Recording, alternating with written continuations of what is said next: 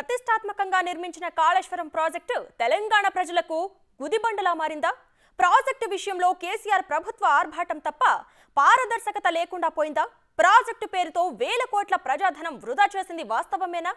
కాళేశ్వరం ప్రాజెక్టులో మేడిగడ్డ డ్యామేజ్ గురించి big TV ప్రసారం చేసిన కథనాలే ఇప్పుడు నిజమవుతున్నాయి. అసలు మేడిగడ్డ బ్యారేజ్ డ్యామేజ్ ప్రస్తుత పరిస్థితుల్ని బిగ్ టీవీ గ్రౌండ్ రిపోర్ట్లో తెలుసుకుందాం. నీతి ప్రభుత్వం అధికార నిర్లక్ష్యం వెరసి సునామీని తలపించే విధ్వంసం మేడిగడ్డలో కనిపిస్తోంది. మేడిగడ్డ బ్యారేజ్లో బ్లాక్ 7 కుంగుబాటు గురైనటువంటి డౌన్ స్ట్రీమ్ వైపు మనం ఉన్నాము. ఈ ప్రస్తుతం గోదావరి నీరు దిగువ ప్రాంతం సైడ్ మనం ఉన్నాము. అసలు ఏ విధంగా డ్యామేజ్ జరిగిందో ఒకసారి ప్రత్యక్షంగా మనం చూద్దాము. ఈ వైపు కూడా మన రేడియల్ గేట్స్ వెనుక వైపు అంటే డౌన్ స్ట్రీమ్ వైపు ప్రధానంగా వాటర్ రిలీజ్ అయిన తర్వాత గేట్ల నుంచి అత్యధిక వేగంతో షూటింగ్ స్పీడ్ కారణంగా కూడా ప్రస్తుతం అక్కడ ఉన్నటువంటి కాంక్రీట్ కంప్లీట్ స్ట్రక్చర్ కూడా మొత్తంగా కూడా పగిలిపోయింది, పగులు వారింది. మొత్తంగా కింది నుంచి అండర్ గ్రౌండ్ నుంచి రాఫ్ట్ భాగం నుంచి కూడా పూర్తిగా డ్యామేజ్ కావడంతో క్రమక్రమంగా కుంగుతూ వస్తుంది. సో ఇటు సైడు డ్యామేజే ఎక్కువ ఉన్నట్లుగా తెలుస్తుంది. దీంతో బిగించినటువంటి 2 పీర్స్ మధ్య బిగించినటువంటి రేడియల్ గేట్ ఏదైతే ఉందో అవి కూడా స్టక్ అయినాయి. అంటే ప్రస్తుతం ఆ గేట్లను తెరిచే ప్రయత్నం చేసినా కూడా అవి తెరుచుకునే పరిస్థితులు లేవు. ఎందుకంటే కూడా కంప్లీట్గా స్ట్రక్చర్ అనేది డ్యామేజ్ అయింది. గేట్లు కూడా తెరుచుకునే పరిస్థితులు, ఒకవేళ గేట్లు తెరిచే ప్రయత్నం చేస్తే మాత్రం పీర్స్ పూర్తిగా డ్యామేజ్ అయ్యే అవకాశం కనిపిస్తుంది. మరోవైపు మనం విజువల్స్లో చూస్తున్నాము. ఈ 20వ పీర్కి సంబంధించినటువంటి అడుగు భాగంలో అసలు రాఫ్ట్కు సంబంధించి ఏం జరిగిందనే దానిపై ఎలక్ట్రో రిసెప్టివిటీ టెస్ట్ను ఎల్ఎన్టీకి సంబంధించినటువంటి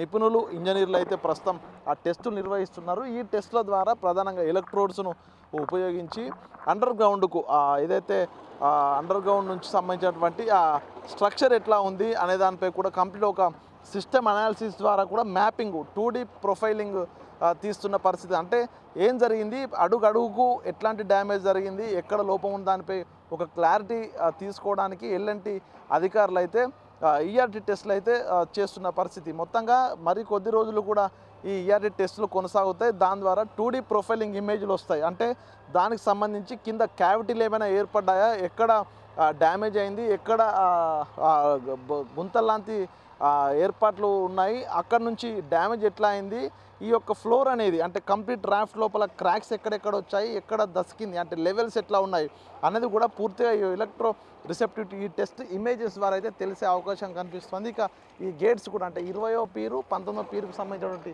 మనం రేడియల్ గేట్ను చూస్తున్నాము. అది కూడా కంప్లీట్గా స్టక్ అయింది. దాన్ని ఒకవేళ ప్రస్తుతం తెరిచే అవకాశం కూడా లేకుండా పూర్తిగా స్టక్ అయిపోయింది. సో ఇదంతా కూడా ఎలక్ట్రో రిసెప్టివిటీ టెస్ట్ పూర్తయిన తర్వాతనే అసలు అండర్ గ్రౌండ్ లోపల కింద అంటే ప్రధాన స్ట్రక్చర్ అయినటువంటి బ్యారేజ్కు ప్రధాన స్ట్రక్చర్ అయినటువంటి ఈ ప్రధాన భాగం 110 మీటర్లకు సంబంధించిన ప్రధాన భాగం అడుగులో ఉన్న రాఫ్ట్ అసలు ఏం జరిగింది, దానికి సంబంధించిన డ్యామేజ్ ఏందనేది ఒక క్లారిటీ ఈ 2D ఇమేజింగ్ ప్రొఫైల్స్ ద్వారా వచ్చే అవకాశం కనిపిస్తుంది. అదంతా కంప్లీట్ అయిన తర్వాత 7వ బ్లాక్ లోపల ఎక్కడ ప్రధానంగా ప్రాబ్లం స్టార్ట్ అయింది, అది ఏ మేరకు ఉంది, దాని ప్రభావం ఎంత ఉందనేది ఒక క్లారిటీ వస్తుంది.